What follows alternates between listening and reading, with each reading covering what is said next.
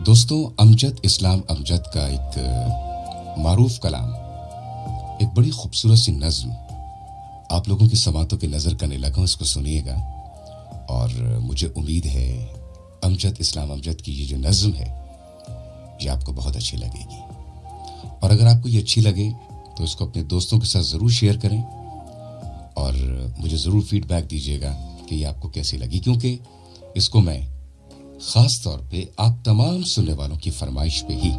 अपने प्रोग्राम का हिस्सा बनाने लगा हूं। उन झील सी गहरी आंखों में एक शाम कहीं आबाद तो हो, उस झील किनारे पल दो पल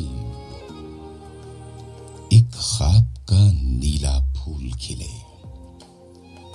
वो फूल बहा दें लहरों में एक रोज कभी हम शाम ढले, उस फूल के बहकते रंगों में जिस वक्त लरसता चांद चले, उस वक्त कहीं उन आंखों में उस बसरे पल की याद तो हो,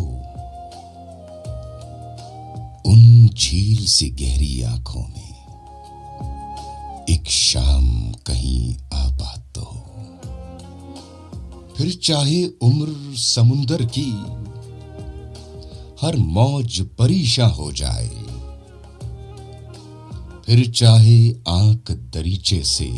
हर ख्वाब गुरेजा हो जाए, फिर चाहे फूल के चेहरे का हर दर्द नुमाया हो जाए, उस झील किनारे पल दो पल वो रूपनगर ईजाद तो हो, दिन रात के उस आईने से वो अक्स कभी आजाद तो हो, उन झील सी गहरी आंखों में एक शाम